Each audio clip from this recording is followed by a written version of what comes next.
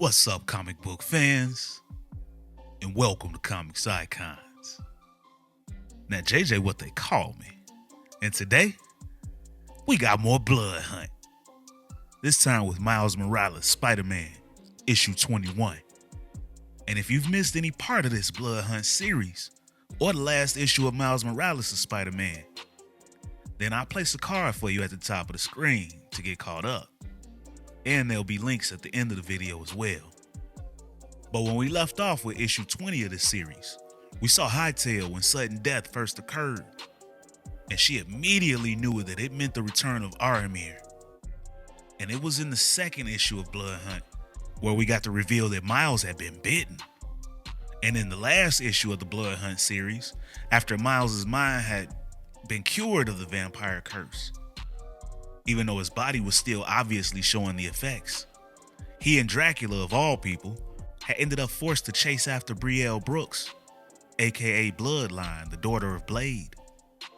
And she had fled because she had just found out that her father was responsible for all that's occurring right now during this event, and that she'd have to be the one to put him down.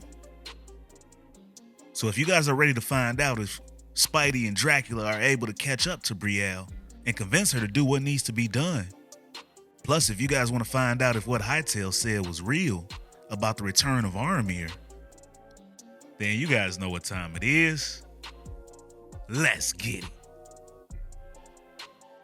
So we picked this issue up right after the events of Blood Hunt number 3, and Spider-Man and Dracula have caught up to Brielle in Brooklyn.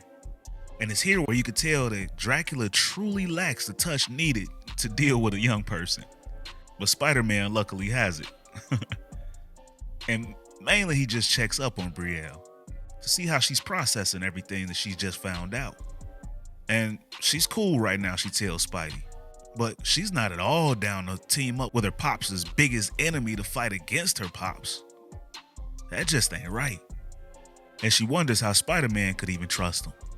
But Spidey knows what it's like to have some strange teammates. Although right now he's more concerned with protecting his own neighborhood. He's glad she's good, but his focus is and always was protecting home. Much to the dismay of Brielle though, cause the whole world needs help right now, so she can't understand why he's only focused on Brooklyn. But when Dracula steps in to defend Spider-Man's choice, Brielle wasn't trying to hear it, because Spidey lets Dracula know that she dipped while he was dropping a nice little monologue. But he's got to bounce too and go take care of home. And as he patrols the city, he comes across a woman and her kid getting attacked by some vampires, and then he leaps in to rescue them. But when she sees Spidey's face, even after he saved her, she books it out of there. And as he continues his patrol, he takes him a break on a water tower and he overlooks the chaos.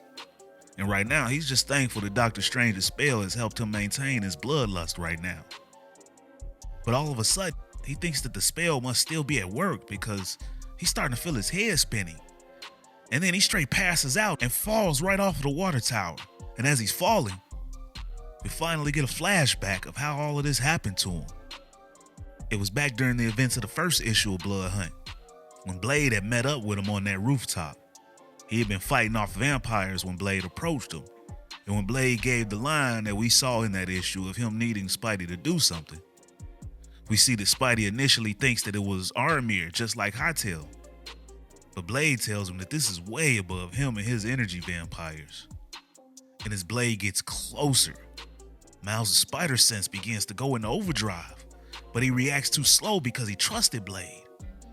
But Blade goes right in for the bite on Miles.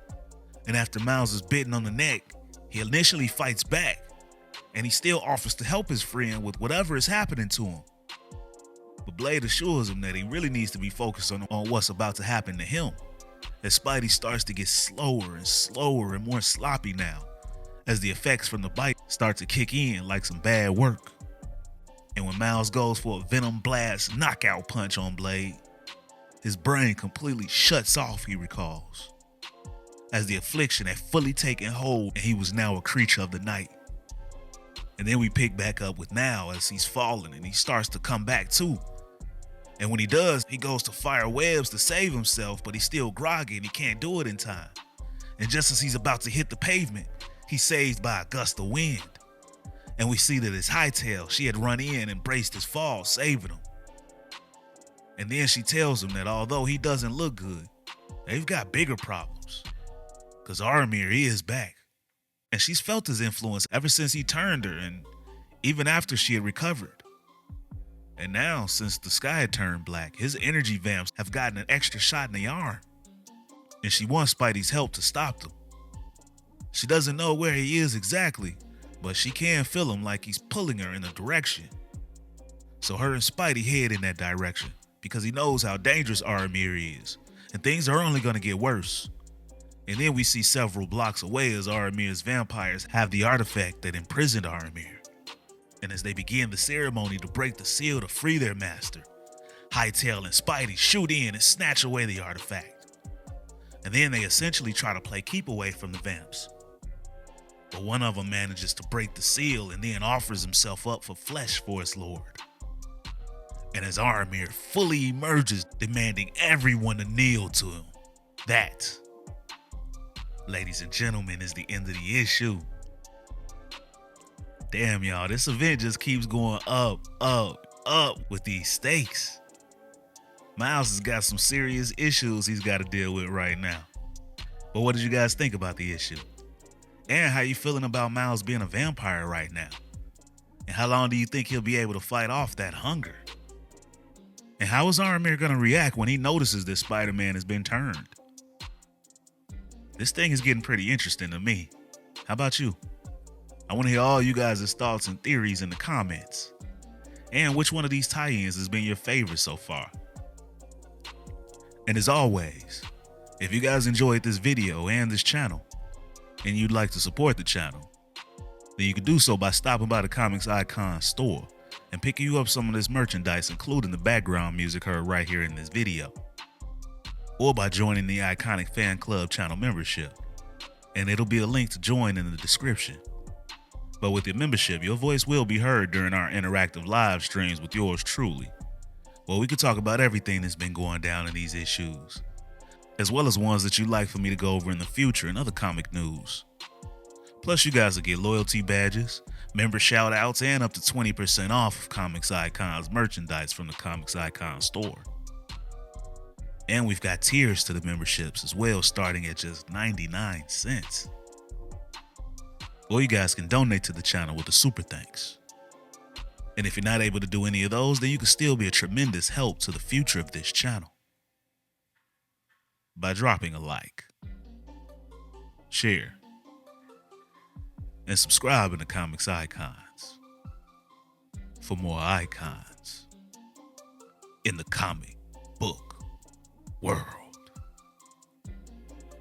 But ladies and gentlemen, it's about that time. I'm out. Peace.